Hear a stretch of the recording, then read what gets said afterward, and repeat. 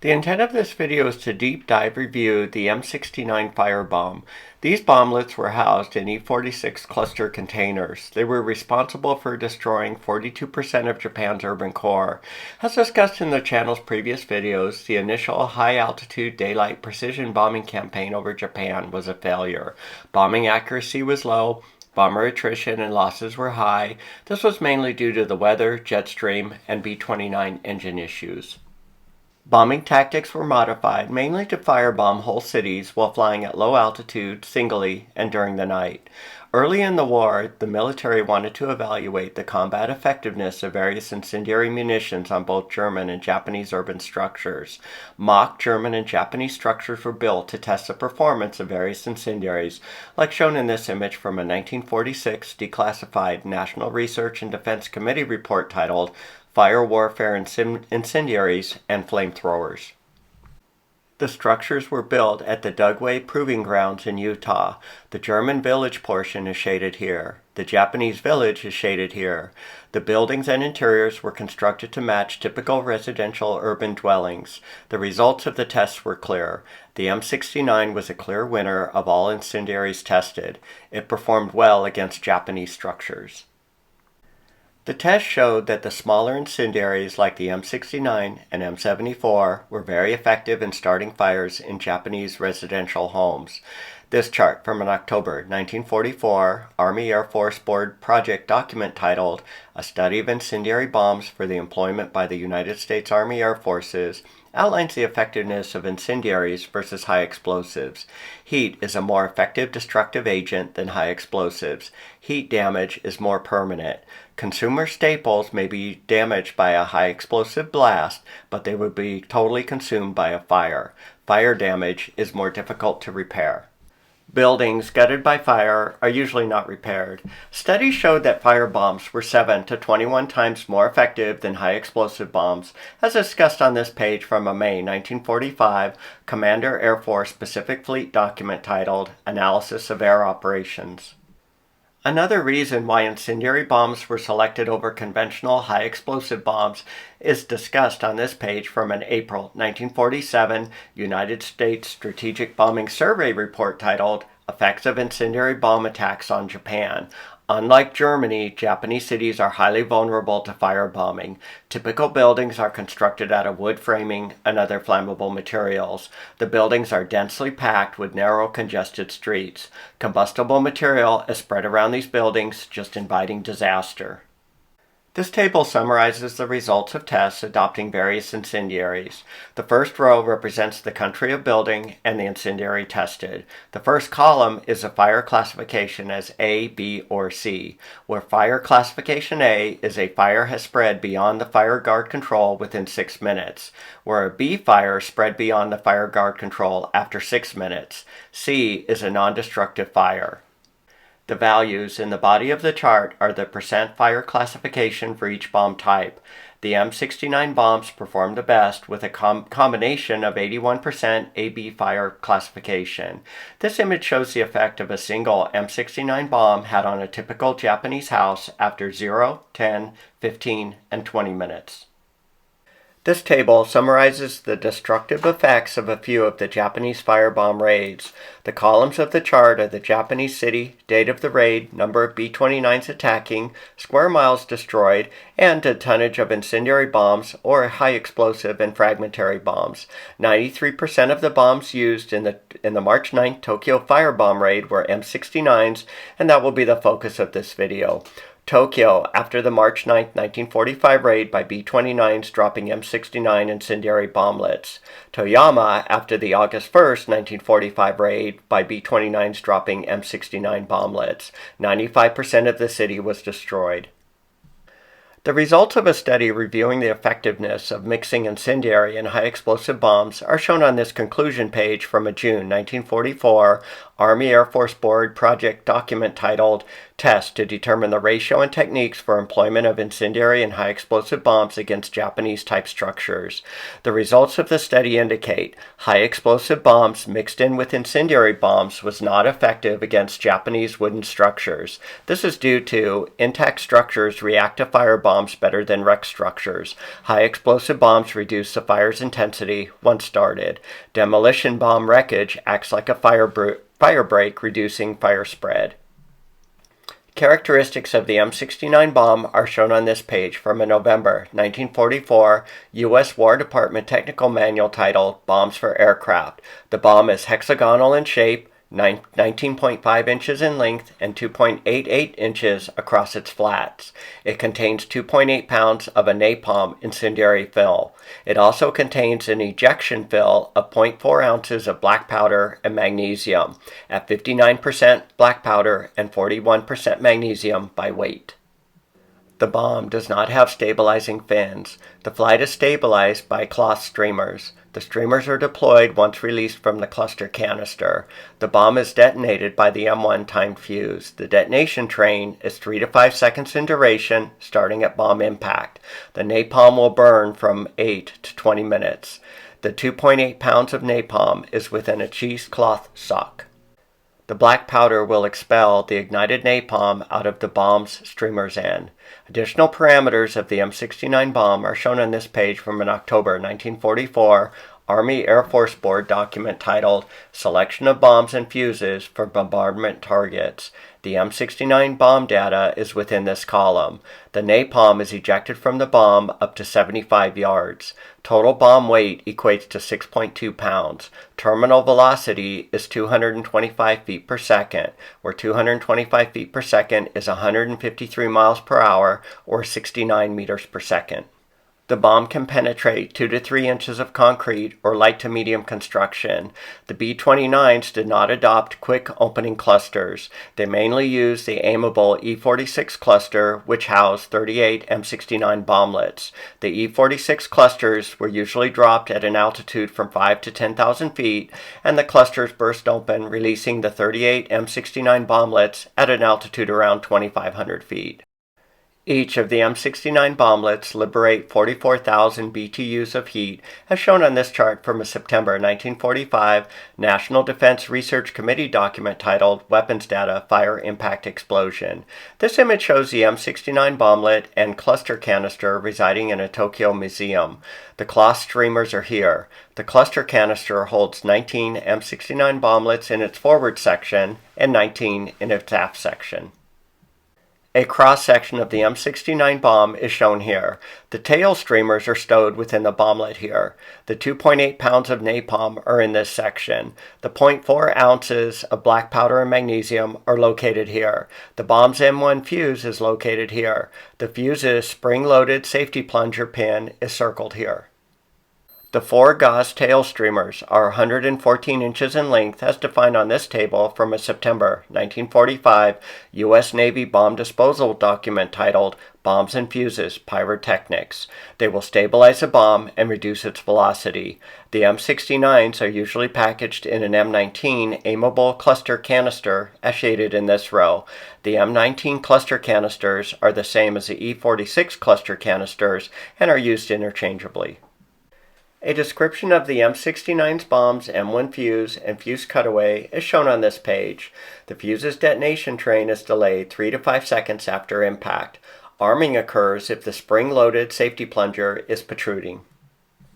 The detonation train sequence is described in this section. When the M19 cluster canister releases the 38 M69 bombs, the M1 spring-loaded safety plunger extends from the M69's bomb body. This arms the fuse. Upon impact, the deceleration inertia forces cause the striker pin to hit and detonate the primer cap. This ignites the slow-burning black powder splitter fuse. This step takes 3 to 5 seconds. The splitter fuse ignites the black powder celluloid cup. The celluloid cup ignites the black powder magnesium charge. This charge both ignites and ejects the 2.8 pounds of napalm. The M69 bomblets are hexagonal in shape for efficient cluster canister packing and to keep the M1 fuse's safety plungers depressed while the bombs are in the cluster canisters.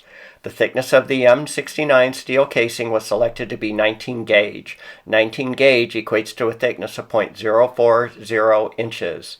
The thinner 20 gauge was not thick enough to meet penetration specification requirements, and the thicker 18 gauge was a bit overkill.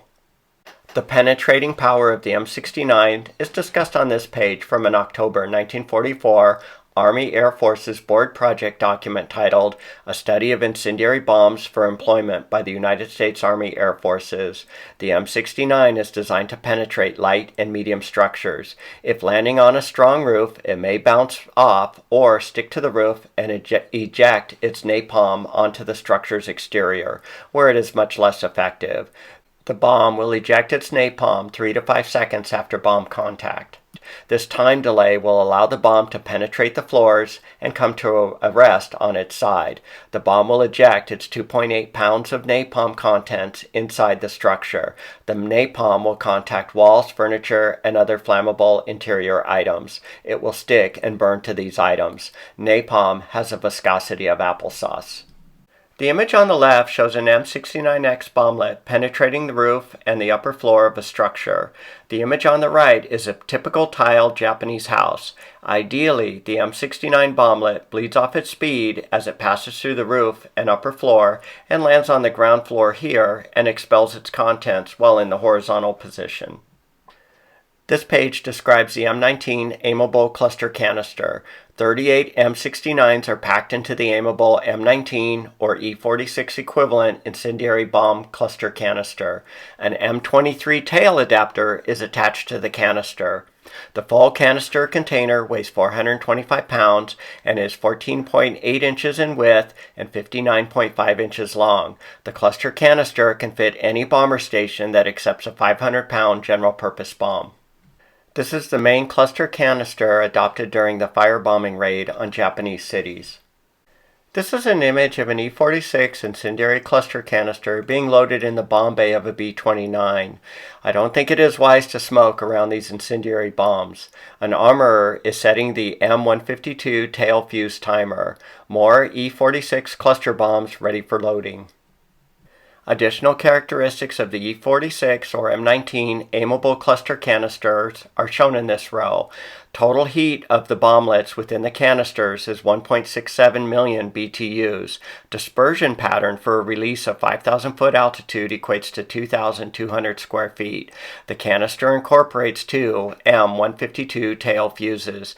This chart lists the maximum incendiary bomb load carrying capability for various World War II bombers. The B-29s are located in this row. The E46 cluster canister is located in this column. The B-29s could carry 40 E46 incendiary cluster canisters, which equate to 1,520 M69 bomblets or 8.5 tons of bombs, which could liberate 66.9 million BTUs of heat. This chart outlines how the cluster canisters operate from a 1957 Department of the Army and Air Force technical manual titled Chemical Bombs and Clusters. When the B-29's bombardier releases the E46 cluster canister, the arming wires are pulled back through the two M152 tail fuses. The tail fuse's arming vanes will start to rotate when exposed to the airstream. At 260 vane rotations, each fuse will now be armed. The fuse with the short timer will detonate first. The short fuse's timer is preset to a duration of cluster canister fall time from release altitude to 2,500 feet. The B-29's canister release altitude will be between 5 and 10,000 feet. The short timer detonates the long burster, which breaks the steel band straps. The cluster will now open and disperse the 38 M69 bomblets. The backup fuse with the 2-second longer time setting will detonate the shorter burster. This separates the tail fins from the rest of the bomb. The falling tail fin also pulls on the release wires from the strap buckles, releasing the M69 bomblets. If the first fuse fails, the second backup fuse will release the bomblets at a slightly lower altitude though. This image shows the components and cross-section of the M23 tail cluster adapter. The M152 short-duration tail fuse is shaded here. The M152 backup long-duration tail fuse is shaded here. 9 steel straps hold the bomb together. A cutaway of the M152 tail fuse is shown in this image. Significant features include aerial burst time is set between 5 and 92 seconds. The fuse is armed after 260 fuse vane rotations. Let's take a look at an E46 cluster bomb being assembled and in action. The main component of the M69 bomb, a cheesecloth sock containing specially processed jellied gasoline. When ignited, the gel filling becomes a clinging fiery mass spreading more than a yard in diameter. It burns at approximately 1,000 degrees Fahrenheit for 8 to 10 minutes. The bomb was developed by the National Defense Research Council in collaboration with the Chemical Warfare Service. In a demonstration, it is fired electrically from the ground against a wall.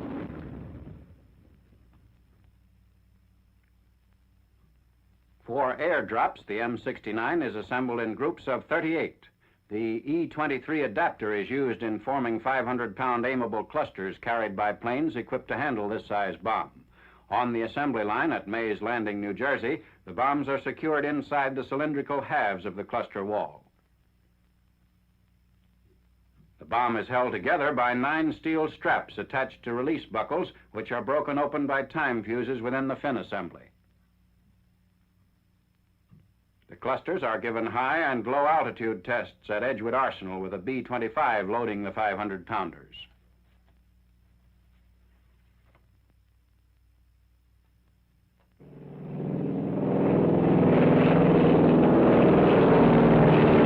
Drop of the jellied gasoline bombs. The M69 saw extensive use in the March fire raids on Tokyo and Nagoya.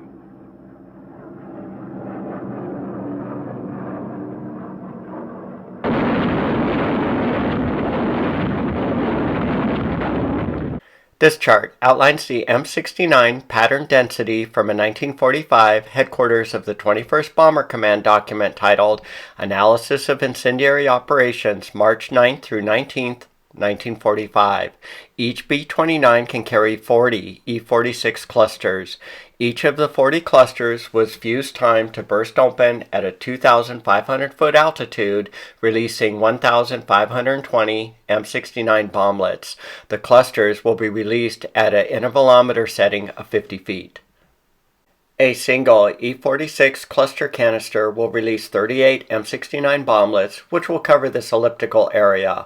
All of the 1,520 M69 bomblets should cover 0.025 square miles, which is represented by this bomb pattern area of 350 feet by 2,000 feet. A single fully loaded B-29 should be able to burn out 16 acres. The M69 was found to be the most effective incendiary bomb deployed against Japan, as discussed in this November 1945 U.S. Strategic Bombing Survey post-war interrogation interview with E. Honda, who was a top-level Japanese fire department advisor. 3 to 10 M69s fell per house. These were far more effective than any other type of bomb used. The report goes on to state that the M69 was so devastating that there was no way to counter it. Attacking with high explosive bombs was much less efficient. In the next video, we will conduct a detailed walkthrough of the March 9th Tokyo firebomb mission, Operation Meeting House 2, and clear up a few misconceptions regarding the raid, like armaments carried. Did any of the data surprise you? If you've enjoyed this presentation, please engage with the video by liking and/or subscribing to the channel World War II U.S. Bombers.